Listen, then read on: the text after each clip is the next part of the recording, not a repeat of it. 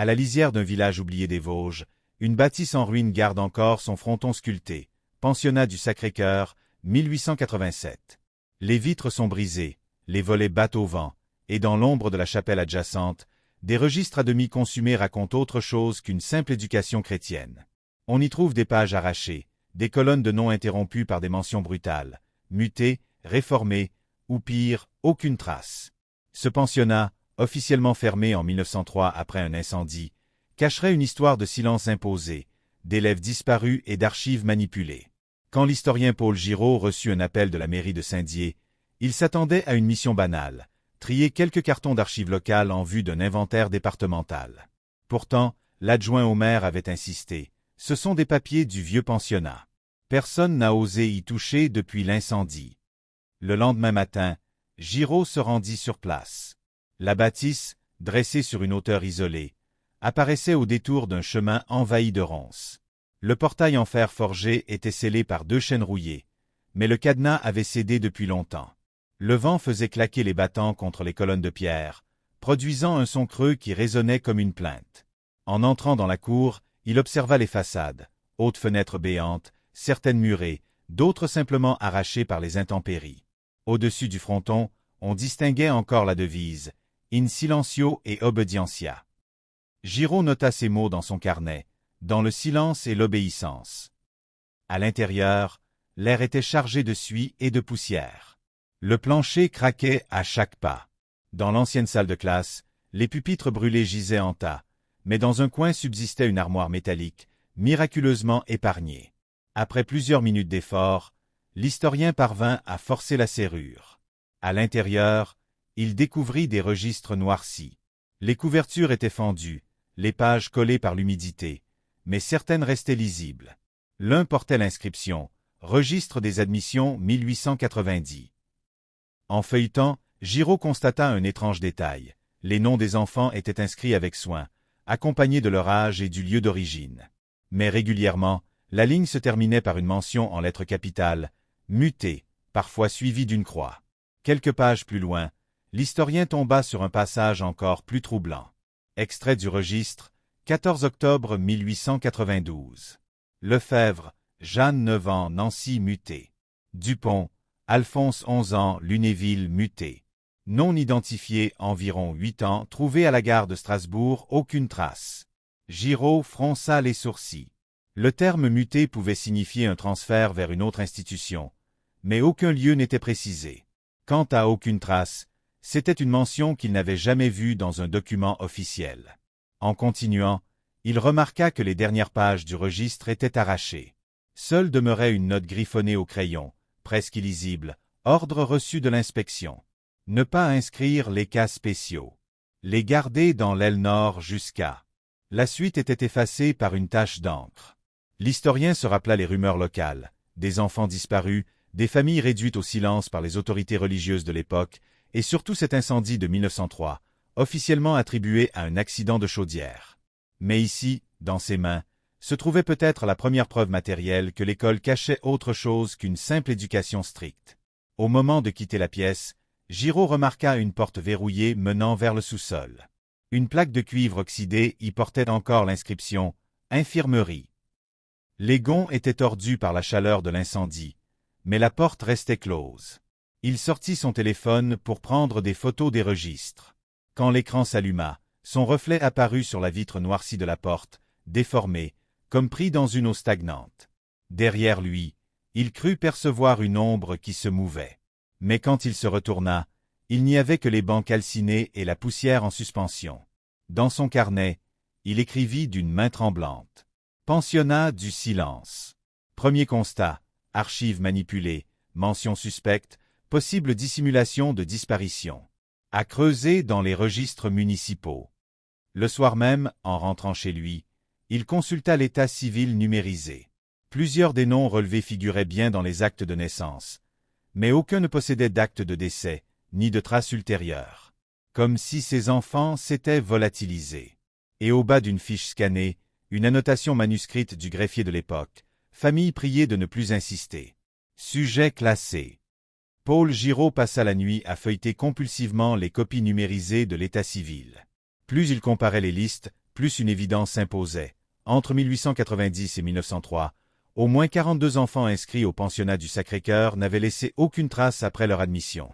Pas de mariage, pas de décès, pas d'émigration déclarée. Rien. Un vide administratif qui, à cette époque, relevait de l'impossible. Au petit matin, il décida de consulter directement les archives départementales. Les dossiers de l'inspection académique contenaient souvent des correspondances avec les établissements privés. Après plusieurs heures dans une salle glaciale, entourée d'étagères métalliques chargées de liasses ficelées, il tomba sur un carton étiqueté « Correspondance Pensionnat Sacré-Cœur 1891 à 1894 ». À l'intérieur, une série de lettres jaunies. Certaines étaient rédigées par le directeur du pensionnat, l'abbé Morel, adressées à l'inspecteur académique de l'époque, M. Vautier. Lettre de l'abbé Morel au 12 février 1892. Monsieur l'inspecteur, je confirme le transfert des élèves désignés vers l'aile de rééducation, selon vos instructions. Il est entendu que leurs noms ne figureront plus dans le registre ordinaire. La discrétion reste absolue, comme convenu. Le termel de rééducation fit frissonner Giraud. Aucun plan connu du pensionnat ne mentionnait un tel espace.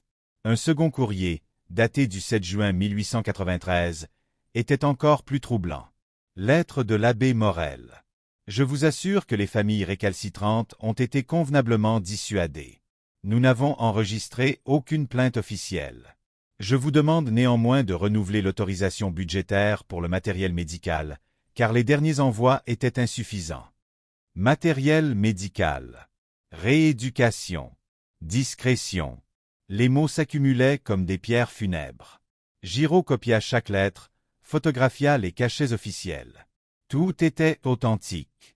Au dos d'une enveloppe, il trouva une annotation manuscrite du fonctionnaire qui avait classé le dossier en 1904, juste après l'incendie, clôturé. Ne pas rouvrir. En sortant des archives, l'historien décida de confronter ses découvertes à la mémoire locale. Dans un café de Saint-Dié, il interrogea les habitants les plus âgés. La plupart haussaient les épaules, mais une femme de 86 ans, Madame Richier, lui raconta une histoire transmise par sa grand-mère. On disait qu'à l'aile nord du pensionnat, les fenêtres étaient toujours voilées. Les enfants qui y entraient ne revenaient jamais en classe. Ma grand-mère parlait d'un bâtiment glacé, où l'on entendait parfois des cris la nuit. Mais personne n'osait s'approcher.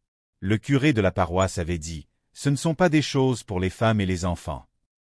Giraud nota chaque mot. Les rumeurs coïncidaient trop bien avec les lettres de l'abbé Morel. De retour chez lui, il entreprit de comparer le plan cadastral de 1887 avec une carte post-incendie de 1905. Une différence frappante apparut. Sur la carte d'origine, une aile nord était clairement dessinée, reliée au bâtiment principal par un couloir. Mais sur le plan de 1905, cette aile avait disparu, remplacée par un simple carré de terrain vague, déclaré « détruit par le feu ». Pourtant, lorsqu'il visita les lieux 2 jours plus tard, il trouva bien les fondations de ce couloir. Elles menaient à un PN de mur effondré, derrière lequel subsistait une porte murée à la hâte. La pierre était plus récente que le reste des ruines, comme si on avait scellé l'endroit en urgence. En grattant la paroi, Giraud découvrit un morceau de métal incrusté, une plaque émaillée portant encore les lettres effacées « Infirmerie », exactement comme la porte close qu'il avait vue dans le bâtiment principal. Ce soir-là, il consigna ses notes. Nous avons affaire à une dissimulation organisée. Lettre de l'abbé Morel mentionnant une aile secrète. Transfert non déclaré. Budget médicaux suspect. Témoignage oral confirmant les cris nocturnes. Aile nord disparut des plans après 1903. Mais au moment de fermer son carnet, il remarqua un détail inquiétant. L'encre utilisée pour certaines lettres de l'abbé Morel n'était pas identique aux autres correspondances de la même époque. Comme si une main, plus tardive, avait tenté de corriger ou réécrire certains passages. Quelqu'un, quelque part, avait voulu brouiller les preuves. Et pour la première fois depuis le début de son enquête, Giraud comprit que ce dossier ne serait pas qu'une curiosité historique. C'était une lutte contre un silence qui, depuis plus d'un siècle, couvrait des crimes inavouables. Le dimanche suivant, Paul Giraud revint au pensionnat avec un sac à dos rempli d'outils modestes, lampe torche, gants, petits pieds de biche, carnet, et surtout un appareil photo pour documenter chaque découverte. L'endroit était plus silencieux encore que lors de sa première visite. Le ciel bas pressait la colline, La pluie fine glissait sur les vitres éclatées. Il se dirigea vers le PN de mur qu'il avait repéré. À première vue, il ne s'agissait que de murets de pierre grossière, mais en observant de près il vit les marques nettes d'une maçonnerie récente par rapport au reste de la bâtisse. Les joints de mortier n'étaient pas usés par le temps de la même manière. Certains paraissaient presque frais, comme si la reconstruction avait été faite en urgence après l'incendie. Après plusieurs minutes d'effort, Giraud parvint à faire céder une pierre du haut. Derrière, un courant d'air froid s'infiltra, chargé d'une odeur rance, mélange de suie et de métal oxydé. Il plaça sa lampe torche dans l'ouverture. Un couloir étroit, entièrement calciné, se dessinait. Les murs de pierre portaient encore des traces noires de flammes. Rampant avec difficulté, il réussit à pénétrer dans ce passage. Son faisceau lumineux tomba d'abord sur des débris, morceaux de bois carbonisé, ferraille tordue. Mais plus loin, la lampe révéla quelque chose d'inattendu, une rangée de portes métalliques, comme des cellules. Chacune portait une plaque émaillée blanche, à moitié fondue. Sur l'une, il déchiffra « Salle 3, rééducation ». Giraud prit plusieurs photos, le cœur battant. L'aile nord existait bel et bien. À travers les fentes des portes, il distingua des intérieurs exigus, quelques paillasses de paille brûlée, des restes de couverture, et parfois des chaînes fixées au mur. Tout cela ressemblait moins à une infirmerie qu'à un lieu de détention. Dans la troisième salle, le sol était jonché de papier brûlé. Il réussit à récupérer quelques fragments à demi lisibles. Fragments de feuilles manuscrites. Traitement imposé. Résistance accrue chez certains sujets. Noter les cas d'insomnie, tremblement et perte de poids. Ne pas informer les familles. Plus loin, dans une autre pièce, il trouva un carnet noirci, couvert d'une écriture tremblante. Les premières pages étaient illisibles, mais une phrase revenait à plusieurs reprises. Le silence est exigé. Au fond du couloir, une dernière porte avait été murée de l'intérieur. Le métal était gondolé par la chaleur, mais une petite ouverture circulaire laissait passer un courant d'air glacial. En approchant son oreille, Giraud crut percevoir un souffle. Il se força à se ressaisir. Ce n'était sans doute que le vent s'engouffrant par les fissures. Il recula, reprit son souffle, et nota dans son carnet. Aile nord confirmé. Cellule avec chaîne. Document mentionnant traitement imposé. Possible expérimentation médicale. De retour chez lui, il entreprit de croiser ses découvertes avec les budgets publics de l'époque. Dans les registres du Conseil départemental de 1891, il trouva une ligne budgétaire anormale. Extrait du registre des dépenses. Dotation spéciale au pensionnat du Sacré-Cœur pour acquisition de matériel chirurgical 1200 francs. Subvention complémentaire pour équipement sanitaire 800 francs. Ces sommes étaient considérables pour une simple école religieuse. D'autant plus qu'aucune inspection sanitaire ne mentionnait jamais la présence d'une salle de soins dans l'établissement. Encore plus troublant, en consultant les archives médicales régionales, Giraud découvrit la trace d'un médecin, le docteur Henri Valette, officiellement détaché au pensionnat entre 1891 et 1893. Son domaine de spécialité, neuropsychiatrie infantile. Mais à partir de 1894, aucune trace de ce médecin dans les registres professionnels. Comme s'il avait disparu. Giraud comprit que son enquête dépassait le cadre d'un simple pensionnat religieux. Ici, tout portait à croire que des enfants avaient été utilisés comme cobayes, sous couvert de rééducation. L'abbé Morel et l'inspection académique avaient fourni la logistique, mais un médecin semblait avoir dirigé les procédures. La mention « aucune trace » dans le registre prenait soudain un sens beaucoup plus sinistre. Cette nuit-là, l'historien eut du mal à trouver le sommeil. Dans ses rêves agités, il se retrouvait encore dans le couloir calciné, face à ses portes métalliques. Derrière chacune, il croyait entendre des respirations étouffées, des gémissements, et le chuchotement d'une phrase qui revenait sans cesse. Le silence est exigé. La semaine suivante, Paul Giraud décida de concentrer ses recherches sur le nom du docteur Valette. L'homme apparaissait dans à peine 3 registres officiels, sa thèse soutenue à Strasbourg en 1886, une nomination temporaire comme médecin attaché au pensionnat du Sacré-Cœur en 1891, et enfin une note administrative de 1893 mentionnant sa disponibilité prolongée pour raisons personnelles. Après cette date, le silence. Pas d'adresse, pas de décès, rien. À la bibliothèque universitaire de Nancy, Giraud consulta la thèse de Valette. Le titre glaça son sang. Étude sur la correction neuromotrice des enfants caractériels. L'ouvrage, rédigé dans un style clinique, décrivait les enfants comme des sujets réfractaires, dont l'obéissance pouvait être obtenue par des techniques de contrainte musculaire et de privation sensorielle. Un passage soulignait: les résultats sont plus probants lorsqu'ils sont appliqués à des sujets jeunes, avant la fixation définitive des habitudes de résistance. Ce langage pseudo-scientifique évoquait moins la médecine que l'expérimentation. En parallèle, Giraud obtint l'autorisation de consulter les dossiers du Conseil d'hygiène départemental. Dans une boîte datée de 1892, il découvrit une série de rapports confidentiels, estampillés « réservés ». Ces documents mentionnaient des « expériences de rééducation comportementale » menées au pensionnat, sous la supervision du docteur Valette. Un extrait dactylographié retint particulièrement son attention. Rapport confidentiel, juin 1892. Les sujets du groupe B présentent des signes de découragement rapide après application répétée des méthodes de correction. Les cris nocturnes perturbent l'ensemble du dortoir. Il est recommandé de les isoler dans l'aile nord. Notez que 2 sujets n'ont pas survécu à la cure. Ne pas en faire mention dans les registres officiels. Le mot survécu apparaissait noir sur blanc. Giraud en resta figé. Ces enfants n'avaient pas simplement disparu. Ils étaient morts au cours de pratiques médicales. Il continua à fouiller et trouva un autre rapport, signé de la main de Valette. Note manuscrite, septembre 1892. Le succès de la méthode repose sur la régularité des séances de privation. Je recommande 3 jours sans lumière, avec alimentation réduite, avant d'autoriser un retour progressif aux exercices.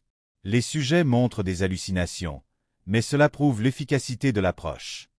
Giraud sentit son estomac se nouer. Tout prenait un sens horrible, les cellules calcinées, les chaînes, l'absence de fenêtres. L'aile nord n'était pas une infirmerie, mais un laboratoire d'expérimentation sur des enfants abandonnés. En soirée, il rencontra à nouveau Madame Richier, la vieille femme qui lui avait déjà confié les souvenirs de sa grand-mère. Il lui lut un extrait du rapport de Valette. Elle resta silencieuse quelques secondes, puis murmura. Ma grand-mère disait qu'on parlait du « docteur noir ». Elle racontait qu'il portait toujours une mallette et que les sœurs détournaient les yeux quand il traversait la cour. On disait qu'il venait la nuit, pas le jour. Et que s'est-il passé après l'incendie? Demanda Giraud. On disait qu'il avait péri dans les flammes. Mais certains affirmaient qu'il avait quitté la région la veille, avec une voiture chargée de caisses. Personne n'a jamais su la vérité. Les pièces du puzzle commençaient à s'assembler. D'un côté, un religieux, l'abbé Morel, qui couvrait les pratiques et négociait avec l'administration. De l'autre, un médecin fanatique, persuadé de pouvoir corriger les enfants par la douleur et l'isolement. Tout cela avec la complicité tacite de l'inspection. Giraud écrivit dans son carnet. L'incendie de 1903 a probablement servi à effacer les traces. La disparition de Valette reste à vérifier. Hypothèse, fuite organisée. Priorité, retrouver les caisses mentionnées. En fouillant plus loin, il découvrit un dernier document, un simple bordereau de transport daté de mai 1893. Bordereau, Compagnie des chemins de fer de l'Est. Expéditeur, Dr H. Valette.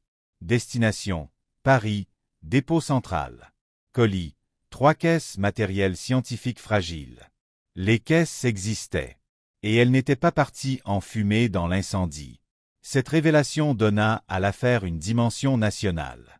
Si ces caisses avaient été expédiées à Paris, elles pouvaient encore se trouver dans les réserves poussiéreuses d'un hôpital ou d'une faculté. Giraud ressentit à la fois un vertige et une responsabilité écrasante. Le pensionnat du silence n'était plus seulement un épisode local, c'était le fragment d'un système plus vaste, où le silence des institutions protégeait des expérimentations inhumaines. Il éteignit sa lampe de bureau, mais avant de fermer son carnet, il nota une phrase en capitale. Le pensionnat du silence n'était pas une exception. C'était un modèle. Le train de nuit vers Paris avançait en silence, et Paul Giraud fixait son reflet dans la vitre sombre. Les chaos réguliers lui rappelaient un battement de cœur. Dans sa sacoche, les copies des lettres de l'abbé Morel et des rapports de Valette semblaient peser plus lourd que du plomb. Il savait que ses prochaines recherches risquaient d'ouvrir une plaie enfouie depuis plus d'1 siècle. À son arrivée, Il se rendit directement aux archives de l'Assistance publique Hôpitaux de Paris. Le bâtiment, une forteresse administrative de béton et de pierre, dégageait cette froideur bureaucratique que Giraud connaissait trop bien. Après plusieurs heures de démarche, on lui apporta enfin un registre de 1893 listant les entrées de matériel dans les dépôts hospitaliers. Il parcourut fébrilement les colonnes jaunies. Et là, à la date du 4 juin 1893, il lut. Entrée numéro 1274 expéditeur, Dr H. Valette contenu, 3 caisses destination, Faculté de médecine de Paris, laboratoire de physiologie. Son cœur se serra. Les caisses avaient bel et bien été réceptionnées. Mais que contenaient-elles réellement? Il demanda l'autorisation de consulter les inventaires du laboratoire. La bibliothécaire, une femme sèche aux lunettes rondes, répondit. Ces inventaires sont sensibles. Certains lots ont été versés aux archives restreintes. Vous devrez faire une demande spéciale. Une demande? Cela peut prendre combien de temps? Des semaines. Peut-être des mois. Giraud serra les dents. Le temps jouait contre lui. Mais la chance intervint. Un vieil archiviste, entendant leur échange, s'approcha discrètement. Si c'est pour les caisses Valette, j'ai déjà vu passer une note là-dessus. Suivez-moi. Dans une petite salle secondaire, l'homme sortit un carton sans étiquette. À l'intérieur, plusieurs fiches tapées à la machine, avec des annotations manuscrites. Inventaire partiel, laboratoire de physiologie, 1893. Caisse 1, instruments chirurgicaux divers, pinces, scalpel, serre-tête, lames expérimentales. Caisse 2, flacon contenant solution sédative et substances inconnues, odeur âcre, étiquette illisible. Caisse 3, carnet de notes, dossier clinique anonymisé, mention sujet B. Annotation manuscrite, non datée, dossier trop sensible. Transféré au dépôt des archives médicales spéciales, pavillon des Cèdres. Giraud sentit son souffle se couper. Les sujets B, il en avait déjà lu mention dans le rapport confidentiel de juin 1892. Les enfants internés dans l'aile nord étaient désignés ainsi. Il remercia l'archiviste et sortit dans la rue, sous une pluie fine qui rendait le pavé glissant. Son esprit tournait à toute vitesse. Si les carnets avaient été conservés, alors quelque part, dans les sous-sols de Paris, se trouvaient encore les preuves directes des expérimentations menées sur ces enfants. Le lendemain, il se rendit au pavillon des Cèdres, un bâtiment oublié au fond du campus de la faculté. Les couloirs sentaient l'humidité et le vieux papier. Une employée, peu motivée, l'orienta vers les boîtes non classées. Après plusieurs heures à fouiller dans la poussière, il tomba sur un dossier relié par une ficelle. L'étiquette portait une simple mention, « C'est Valette confidentielle ». Il l'ouvrit. À l'intérieur, des feuillets couverts d'une écriture rapide, sans fioriture. Ce n'étaient pas seulement des observations médicales, c'étaient des comptes rendus de séance. Carnet Valette, page 14. Sujet B12, fille, 10 ans. Privation lumineuse appliquée 72 heures. Résultat, docilité accrue, mais tremblement persistant. Reprendre le protocole. Page 27. Sujet B19. Garçon, 11 ans. Test de contention musculaire avec appareil métallique. Résistance forte, puis perte de conscience. Décès constaté le 3 août 1892. Aucun signalement. Giraud referma brutalement le carnet, les mains tremblantes. Tout était écrit noir sur blanc. Méthode, durée, décès. Ce n'était plus des rumeurs, mais une documentation clinique des abus. Il prit des photos de chaque page, méthodiquement. Mais alors qu'il rangeait ses affaires, il remarqua qu'un certain nombre de feuillets avaient été arrachés. Sur la dernière page intacte figurait une note. Pour la suite du programme, se rapprocher de l'administration. L'aile nord n'est qu'une étape. Ce soir-là, à son hôtel, Giraud eut la sensation d'avoir ouvert une porte qu'il ne pourrait plus refermer. Les caisses Valette avaient livré leur vérité. Les enfants du pensionnat du silence avaient servi de cobayes. Et l'administration, loin de l'ignorer, semblait avoir participé à un projet plus vaste. Dans son carnet, il écrivit « Les carnets Valette confirment la mort d'au moins un enfant. Plusieurs autres cas mentionnés. Si ces documents existent encore, c'est que personne n'a jamais eu intérêt à les détruire. Le silence est institutionnel. Et pour la première fois, il nota une question qui le hantait. Combien d'autres pensionnats? Le retour de Paul Giraud à Saint-Dié fut marqué par un malaise qu'il n'avait pas ressenti depuis ses premières enquêtes, celui d'être surveillé. Le train avait roulé sans incident, mais en descendant sur le quai, il avait cru remarquer un homme en pardessus sombre, lisant ostensiblement un journal, qu'il avait suivi du regard jusqu'à la sortie. La pluie martelait encore les toits, et les Vosges s'enveloppaient d'une brume lourde. Paul retrouva refuge dans sa petite chambre d'auberge, posant sa sacoche sur le bureau comme si elle contenait des explosifs.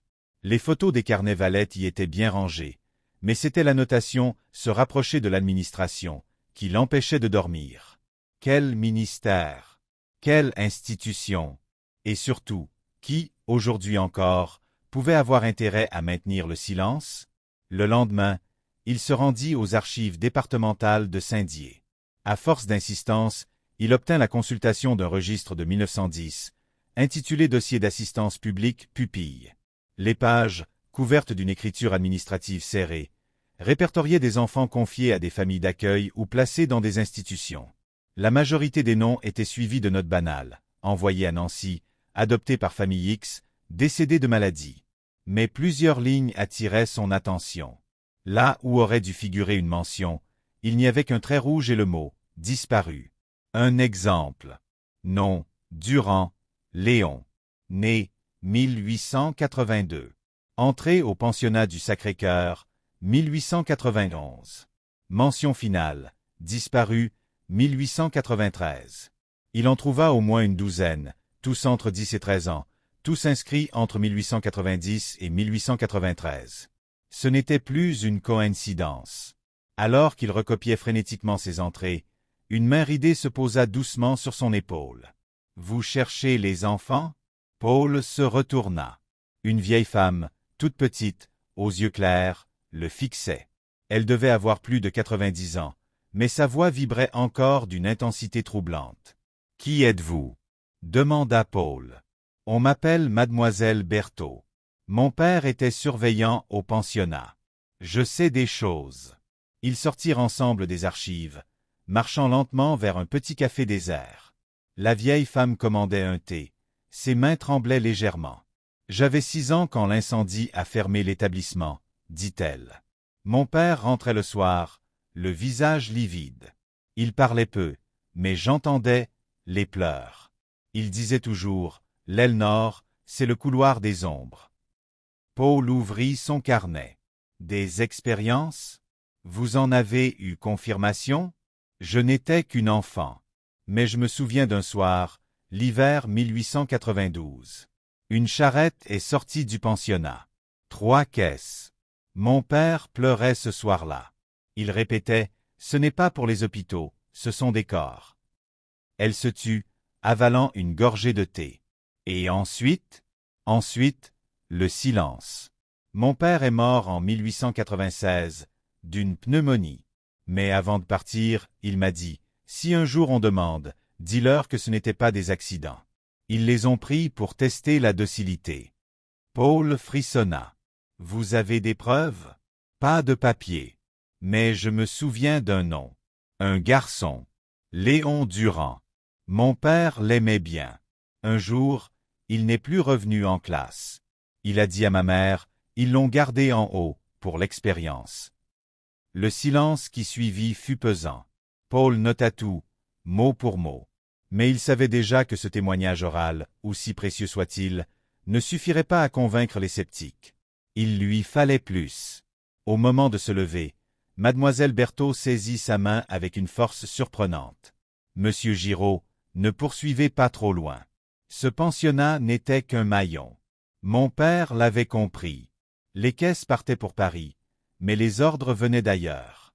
Toujours d'ailleurs. » Paul la regarda longuement. Dans ses yeux brillait à la fois la peur et le soulagement d'avoir enfin parlé. En sortant du café, il eut le sentiment que chaque pas le rapprochait d'un gouffre invisible. Cette nuit-là, il relut ses notes. Entre les registres falsifiés, les carnets Valette et le témoignage de Berthaud, le puzzle prenait forme. Des enfants classés disparus. Des caisses envoyées à Paris, officiellement de matériel, en réalité de corps. Un programme expérimental sur la docilité et la privation sensorielle. Mais ce qui l'effrayait le plus, c'était la récurrence de cette formule, se rapprocher de l'administration. Cela signifiait que Valette et les siens n'étaient pas des monstres isolés, mais des exécutants d'une chaîne de commandement. Au petit matin, il reçut une enveloppe glissée sous la porte de sa chambre d'auberge. Pas d'adresse, pas de timbre. À l'intérieur, une simple feuille dactylographiée. Arrêtez maintenant. Nous savons ce que vous avez trouvé. Le silence protège les vivants. Paul Giraud resta longtemps immobile devant la feuille anonyme. Les mots résonnaient comme un écho glacé. Le silence protège les vivants. Cela voulait dire une chose très simple. Quelqu'un, aujourd'hui encore, avait intérêt à maintenir le pensionnat du silence enfoui sous les décombres de l'histoire. Il brûla l'idée de prévenir la police. Trop fragile, trop prématuré. Ces preuves n'étaient encore qu'un assemblage hétéroclite de registres, de carnets fragmentaires et de témoignages oraux. Face à un juge, elles s'effondreraient comme du papier mouillé. Non, il lui fallait du concret, un lieu, un document brut, une pièce impossible à nier. Le retour au pensionnat. 2 jours plus tard, il retourna sur le site du pensionnat du Sacré-Cœur. Les ruines se dressaient dans une lumière grise, balayées par le vent. Les pierres humides dégageaient une odeur de moisissure et de cendres froides. En poussant une porte déboîtée, il entra dans ce qui avait dû être un couloir de service. Là, un détail le frappa. Une cloison semblait plus récente que le reste. Les briques, légèrement plus claires, formaient un rectangle maladroit, haut de 2 mètres et large d'1, comme un mur dressé pour masquer quelque chose. Il sortit sa lampe torche et, du bout des doigts, effleura les joints friables. Oui, c'était un bouchage, pas une paroi d'origine. Avec un pied de biche trouvé dans les gravats, il se mit à forcer, pierre par pierre. Au bout d'1 heure de sueur, une ouverture suffisante laissa apparaître un vide derrière. Le corridor effacé. Paul s'y glissa, respirant difficilement l'air vicié.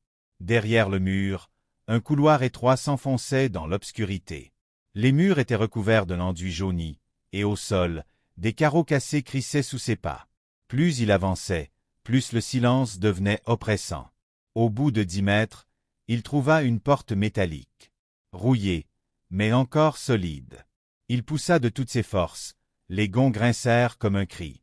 La lampe éclaira alors une petite pièce nue. Sur les murs, des anneaux de fer fixés à hauteur d'homme. Au sol, des restes de sang bruni par le temps. Et, dans un coin, un coffre métallique cabossé. Le coffre. Il mit plusieurs minutes à forcer la serrure. Quand enfin le couvercle céda, il resta figé. À l'intérieur, soigneusement empilés, se trouvaient des dossiers reliés de ficelles. Le papier, jauni mais intact, portait un tampon encreur, Administration centrale au confidentiel. Il sortit le premier dossier et lut à la lueur tremblante. Rapport numéro 8892. Objet. Application du protocole B sur sujet mineur, classe 10-12 ans. Résultats observés. Docilité renforcée dans 70% des cas. Effets secondaires. Convulsions, perte de conscience prolongée, décès accidentel. Décision. Poursuivre le protocole. Compensation. Silence assuré par transfert administratif. Mention disparue. Paul sentit ses mains trembler. Ce n'était plus un carnet isolé, écrit par un médecin zélé. C'était un rapport officiel, avec en tête, numérotation, langage administratif. La preuve d'un programme validé par une autorité supérieure. Il en ouvrit un second. Rapport numéro 11-1893. Objet. Expédition de matériel vers Paris. 3 caisses. Contenu. Dossier clinique. Instruments. Restes biologiques non identifiés. Destination. Faculté de médecine. Laboratoire de physiologie. Instruction. Destruction après usage. Note. Veillez à la discrétion. Les familles réclament. Paul referma brutalement le dossier. La nausée lui monta à la gorge. Les mots étaient nets, indiscutables. Les restes biologiques non identifiés n'étaient rien d'autre que des corps d'enfants. Il photographia frénétiquement chaque page, puis remit les dossiers en place. L'odeur de poussière et de rouille devenait étouffante. La voix dans le noir. Alors qu'il s'apprêtait à sortir, un bruit sourd retentit derrière lui. Comme un pas. Il braqua sa lampe. Le couloir était vide. Mais son instinct hurlait qu'il n'était plus seul. Monsieur Giraud. La voix, basse, venait de l'entrée du couloir. Un homme se tenait là, silhouette sombre découpée dans le faisceau vacillant. « Vous êtes allé trop loin », dit la voix calmement. Paul recula d'un pas, le cœur battant. « Qui êtes-vous » ? « Quelqu'un qui garde ce lieu. Comme d'autres avant moi. Vous croyez réveiller l'histoire, mais vous jouez avec des forces qui ne sont pas mortes. »« Ce ne sont pas des forces, » répliqua Paul d'une voix tremblante, « ce sont des crimes. Des crimes d'hommes, pas de spectres. » Un silence pesant suivit. Puis la silhouette ajouta. « Alors assumez les conséquences. » Quand Paul cligna des yeux, l'homme avait disparu. Le retour précipité. Il ressortit du pensionnat au petit matin, couvert de poussière, la gorge serrée. Dans sa sacoche, les photos des rapports brûlaient presque. Désormais, il savait, le pensionnat du silence n'était pas une dérive isolée, mais un maillon d'une chaîne institutionnelle. Et quelqu'un, encore aujourd'hui, se chargeait de veiller à ce que le corridor effacé reste muré. Dans son carnet, il écrivit une seule phrase, d'une écriture hachée. « J'ai les preuves. Mais je ne suis pas seul dans ces couloirs. » Paul Giraud passa la journée suivante enfermé dans sa chambre d'auberge. Les rideaux tirés, la sacoche posée devant lui, il copiait, classait, doublait chaque photo prise dans le corridor effacé. 2 disques durs externes, 3 clés USB. Il savait qu'il n'aurait pas de seconde chance. Le moindre faux pas, et tout disparaîtrait. Mais au soir, quand il ralluma son ordinateur pour vérifier les sauvegardes, son estomac se noua. Plusieurs dossiers étaient devenus illisibles. Les images des rapports administratifs, pourtant enregistrés avec soin, affichaient maintenant un écran noir ou des lignes de pixels brouillés. Comme si quelqu'un avait corrompu les fichiers à distance. Il débrancha précipitamment l'appareil, respirant vite. Était-ce un simple bug ou une main invisible qu'il avait déjà repérée? Il n'osa pas se répondre. La mairie. Le lendemain, il se rendit à la mairie de Saint-Dié.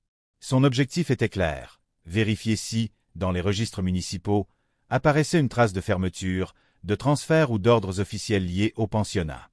L'archiviste municipal, une femme aux cheveux gris, l'accueillit poliment mais avec une certaine méfiance. « Vous cherchez quoi exactement ?» demanda-t-elle. « Des arrêtés de fermeture concernant le pensionnat du Sacré-Cœur, années 1890 à 1905. » Attendez. Elle disparut un moment dans l'arrière-salle. Lorsqu'elle revint, elle portait une pile de registres reliés. Mais très vite, Paul comprit qu'il y avait un problème.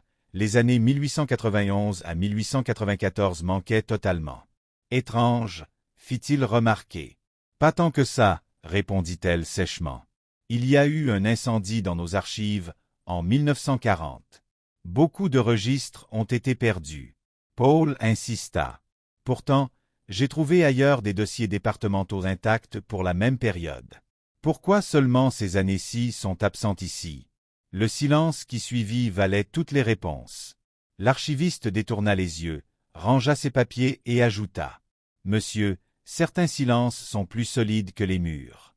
Je vous conseille de ne pas vous acharner. » L'homme en costume. En sortant de la mairie, Paul remarqua une voiture noire garée à l'ombre.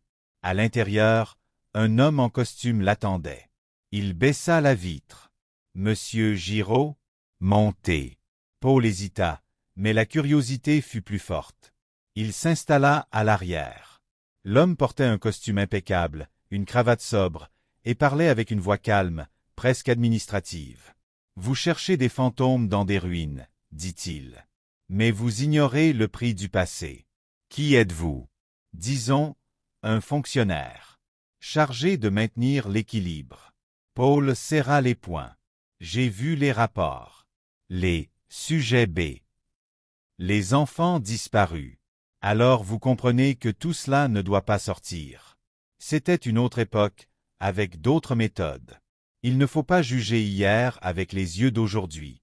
Des enfants sont morts, protesta Paul. Torturés, utilisés comme cobayes. Et grâce à eux, certains protocoles ont servi, plus tard, à développer des traitements. Vous voulez salir tout cela? Paul eut un haut-le-cœur.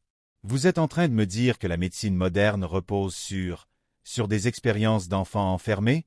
Je dis seulement que le progrès a un prix, et que remuer la boue ne rend service à personne. Un silence lourd remplit l'habitacle. L'homme sortit alors une enveloppe et l'attendit. Une aide pour vos recherches. Une somme suffisante pour oublier. Paul ne prit pas l'enveloppe. Ses yeux brûlaient. Le silence protège qui, monsieur? Certainement pas les morts. L'homme eut un sourire las. Le silence protège les vivants. Vous devriez méditer cette phrase. Puis la voiture le déposa brutalement au coin d'une rue. Le choix. Cette nuit-là, Paul n'arriva pas à dormir. Ses mains tremblaient encore du refus de l'argent. Son téléphone vibra, un message anonyme. Dernier avertissement. Les archives du corridor n'existent plus. Vous avez vu ce qu'il fallait voir. Maintenant, partez. Paul se leva, ouvrit sa fenêtre. L'air froid lui fouetta le visage. Dans la rue déserte, il crut voir, une fraction de seconde, la silhouette de l'homme en pardessus sombre qu'il avait suivi à Paris. Il comprit alors que ses pas l'avaient mené bien au-delà d'une simple enquête historique. Il touchait à une vérité que certains voulaient effacer coûte que coûte, et que, s'il persistait, il risquait non seulement sa carrière, mais sa vie. Pourtant, il n'hésita pas longtemps. Dans son carnet, il écrivit d'une main ferme. « Ils veulent l'oubli. J'irai chercher la mémoire. » Paul Giraud décida de changer d'échelle. Les menaces locales, les enveloppes anonymes, l'homme en costume, tout cela confirmait qu'il ne s'agissait plus d'une simple affaire départementale. S'il voulait que la vérité survive, il devait franchir un seuil, médiatiser, transmettre à plus grand que lui. Il prit le premier train pour Paris. Dans son sac, il avait conservé 2 copies intactes des photos du corridor effacées et des rapports administratifs. Il avait également rassemblé les extraits des registres de pupilles disparues et le témoignage de mademoiselle Berthaud. Un dossier déjà solide, pensait-il. La journaliste. À Paris, il contacta une ancienne connaissance, Claire Meunier, journaliste d'investigation pour un hebdomadaire réputé. Ils se retrouvèrent dans un café près de République, à l'aube, pour éviter les oreilles indiscrètes. « Alors, Paul, tu crois avoir trouvé ton affaire du siècle ?» dit-elle en souriant à moitié. « Ce n'est pas une affaire, Claire. C'est un massacre institutionnel caché. J'ai des documents, des noms, des preuves. » Il lui tendit une clé USB. Elle la fit tourner entre ses doigts. « Je vérifierai. Mais tu sais ce que ça implique. S'il y a le moindre doute sur l'authenticité, mon rédacteur en chef n'y touchera pas. Tu verras, les tampons administratifs, les signatures, tout est réel. On ne falsifie pas ce genre de papier. » Elle le regarda droit dans les yeux. « Et tu es prêt à ce que ton nom y soit associé? Parce que ça ne s'arrêtera pas à une enquête. » Paul hocha la tête, même si un frisson le traversa. La commission. Quelques jours plus tard, Claire le rappela. « Ton dossier est explosif. Trop même. Mon journal hésite. Mais j'ai trouvé une autre voie, la Commission nationale pour la transparence historique. Ils examinent les dossiers sensibles liés aux institutions d'État. On peut déposer ça chez eux. » Paul accepta. Ils prirent rendez-vous au siège, un bâtiment moderne près de la Seine. Le président de la commission, un homme chauve au regard neutre, les reçut dans une salle froide. « Nous allons examiner vos documents avec le plus grand sérieux, » dit-il. « Laissez-nous vos copies, nous reviendrons vers vous. » Paul insista pour qu'un procès-verbal soit établi. Tout semblait se dérouler correctement. Le choc. 3 semaines plus tard, il reçut un appel officiel. « Monsieur Giraud, votre dossier a été étudié. Nous n'avons trouvé aucune preuve tangible. Les documents que vous nous avez remis sont des faux manifestes, probablement montés pour nuire à la réputation de l'administration. » Paul resta figé. « Des faux? Mais j'ai les photos originales. Les rapports tamponnés. Ce que nous avons entre les mains ne contient que des papiers sans en-tête claire, avec des mentions fantaisistes. Rien de sérieux. » Il raccrocha, tremblant. Immédiatement, il vérifia ses sauvegardes. Mais horreur, Les fichiers contenus sur sa clé USB étaient désormais remplacés par des images floues, des pages vides ou des feuilles avec des tampons grossièrement dessinés. Quelqu'un avait substitué ses preuves. La désillusion. Il retrouva Claire en urgence. « Regarde » cria-t-il presque en ouvrant son ordinateur. « Ce n'est pas ce que je t'avais donné. Les vrais rapports ont disparu. » Elle pâlit. « Paul, quand j'ai transféré les fichiers à la commission, ils étaient déjà comme ça. Je pensais que c'était toi qui avais mal sauvegardé. » « Non. J'ai 3 copies. Toutes altérées. » Un silence lourd s'installa. Claire murmura. « Tu comprends ce que ça veut dire? Ils ont accès à tout. À ton matériel, à tes comptes. Tu ne peux plus faire confiance à personne. » La lettre anonyme. Le soir même, en rentrant à son hôtel, Paul trouva une enveloppe glissée sous sa porte. À l'intérieur, une seule feuille, dactylographiée. Les archives ont été purgées. Vous ne trouverez plus rien. Le pensionnat du silence restera une note de bas de page. Acceptez-le. Mais au bas de la feuille, une annotation manuscrite, presque griffonnée. Pas toute détruite. Cherchez à Lyon, dépôt militaire. Paul relut cette phrase des dizaines de fois. Était-ce un piège, une diversion ou une véritable piste? L'éclat de révolte. À minuit, il sortit marcher le long de la Seine. La ville brillait d'un éclat indifférent. Il pensa à Berthaud, à la voix de l'homme en costume, à l'enfant nommé Léon Durand dont le registre portait le mot disparu. Dans son carnet, il écrivit rageusement. Ils effacent, ils réécrivent, ils corrompent les preuves. Mais il reste des failles. Lyon. Dépôt militaire. Si je m'arrête maintenant, ils auront gagné une fois de plus. Il rangea son stylo, le cœur battant. Sa prochaine destination était décidée. Le train de nuit vers Lyon semblait interminable. Paul Giraud, assis près de la fenêtre, observait les lumières lointaines des gares et les reflets tremblants sur les vitres. Dans son sac, son carnet, 2 appareils photo, et une seule certitude, si la piste du dépôt militaire se révélait vide, il n'aurait plus rien. Le dépôt. Le lendemain matin, il se rendit dans le quartier de la Part-Dieu, là où les anciens bâtiments militaires avaient été transformés en centre d'archives. Derrière les façades imposantes de pierre beige se trouvaient des kilomètres de rayonnage, de cartons numérotés, de registres scellés. À l'accueil, il montra sa carte d'historien et un faux motif de recherche sur les structures éducatives de la Troisième République. La préposée, une femme sèche aux lunettes rondes, lui fit signer un registre. Salle 4, 2e étage. Vous demandez série H, c'est bien ça? Il hocha la tête, essayant de contenir son agitation. La découverte partielle. La salle 4 était vaste, glaciale, éclairée par une lumière trop blanche. Des chercheurs silencieux consultaient des cartons poussiéreux. Paul demanda les volumes signalés dans la lettre anonyme, H 1890, H 1895, sous-série Pupille. Au bout d'une heure, l'employé lui apporta 3 cartons bruns ficelés. Le cœur battant, Paul les ouvrit. Les premiers dossiers concernaient des internats militaires classiques, des registres d'infirmerie, rien d'anormal. Puis, dans le 2e carton, il trouva une chemise fine, presque vide.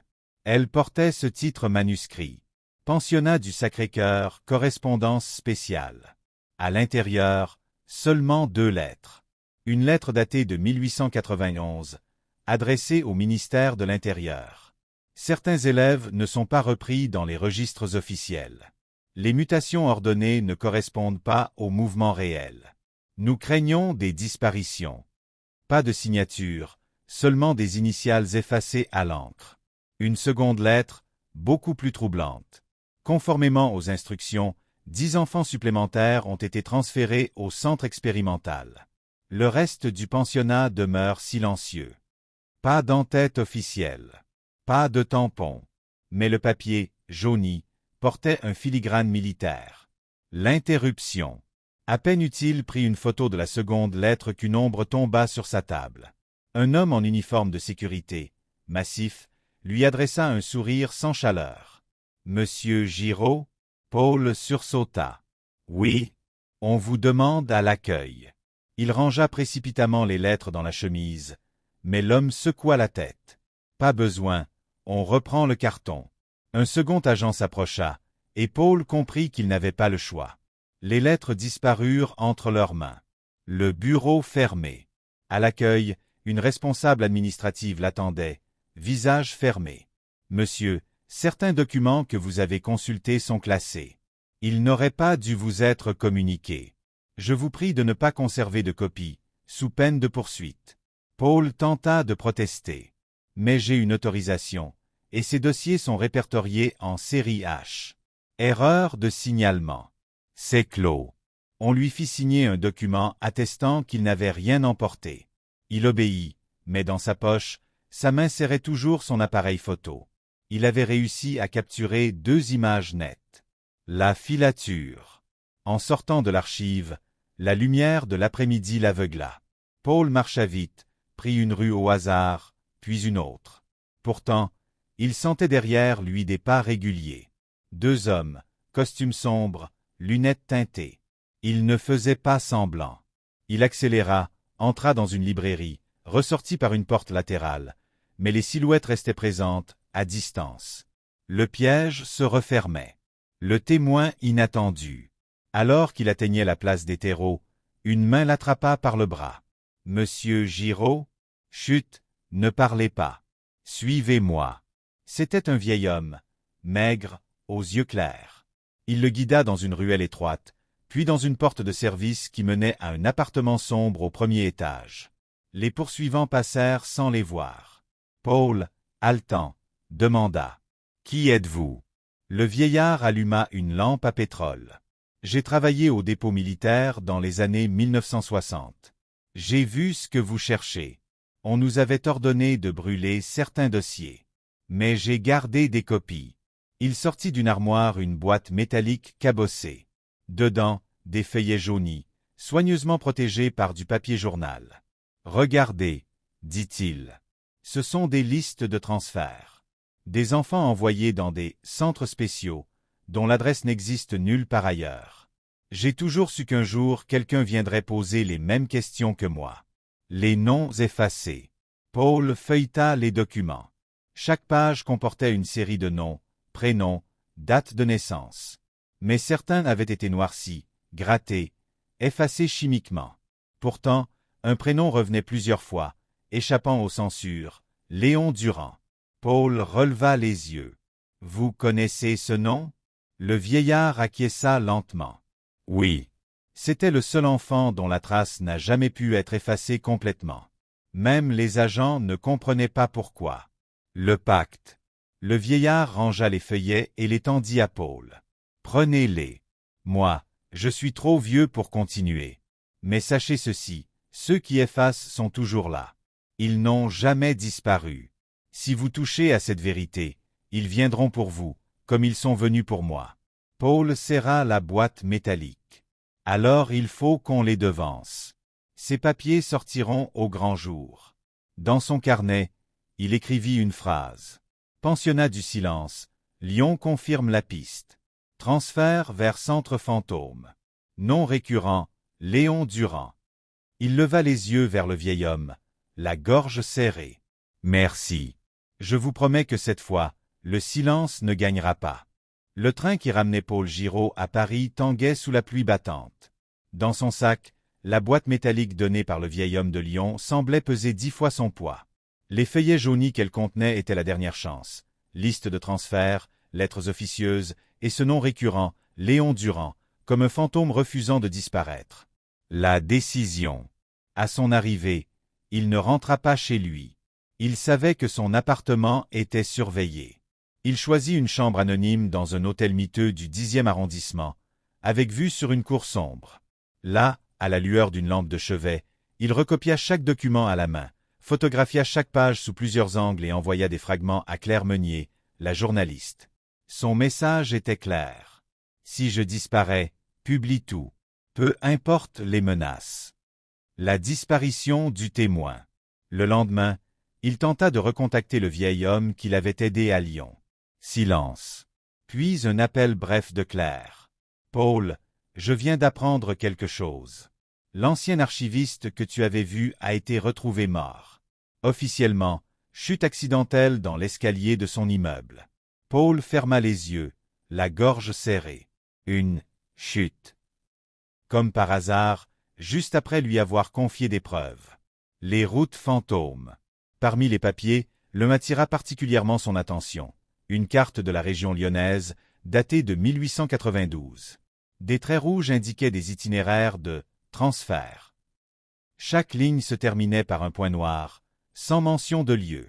En marge, un mot griffonné, CS. En recoupant avec les registres, Paul comprit, CS signifiait centre spécial.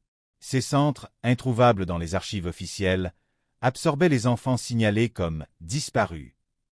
Léon Durand apparaissait sur 3 listes successives, envoyé 2 fois vers un CS, mais son nom réapparaissait ensuite, déplacé encore et encore, comme si lui, seul, résistait à l'effacement. La visite nocturne. Ce soir-là, alors qu'il rangeait ses notes, il entendit un bruit sec derrière la porte de sa chambre d'hôtel. Une ombre se projeta sous l'interstice. Paul éteignit la lampe, prit son appareil photo comme une arme dérisoire. 2 coups discrets frappèrent à la porte. Puis une voix basse. « Monsieur Giraud, ouvrez.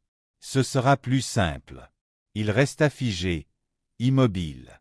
Après quelques secondes, la serrure grinça légèrement, comme si on essayait une clé.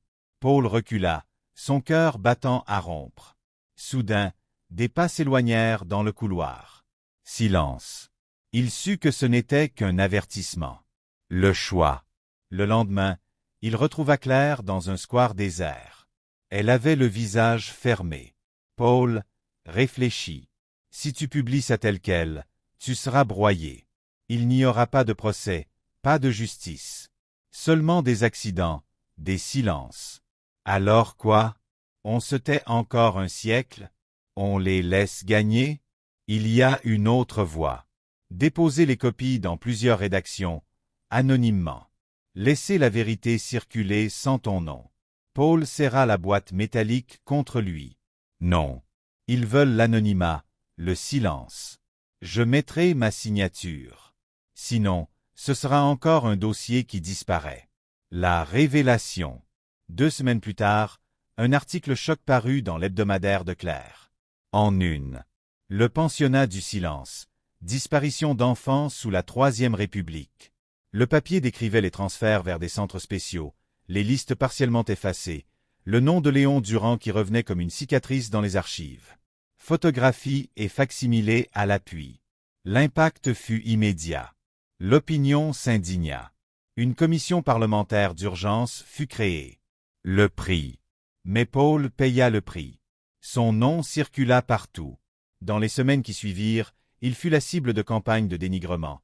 Complotistes, faussaires, manipulateurs. Son appartement fut cambriolé. Un soir, alors qu'il rentrait chez lui, il sentit encore cette présence derrière lui. C'est pas trop régulier. Un soir d'avril, il disparut sans laisser de traces. L'après. Claire poursuivit le combat. Elle publia un livre, réunit les fragments restants, poussa à l'ouverture partielle des archives. Finalement, en 2022, un mémorial fut inauguré à côté des ruines du pensionnat du Sacré-Cœur. Une plaque sobre portait une seule phrase. Aux enfants dont les noms furent effacés. Que leur silence ne le soit plus jamais. La morale. L'affaire du pensionnat du silence nous rappelle une vérité glaciale. Les fantômes ne hantent pas les couloirs, ce sont les hommes qui les fabriquent. Ce n'étaient pas des malédictions, mais des ordres, des signatures, des choix humains. Des bureaucrates, des fonctionnaires, des notables ont décidé qu'une partie de la vérité devait disparaître. Et chaque génération doit choisir, se taire ou briser le silence.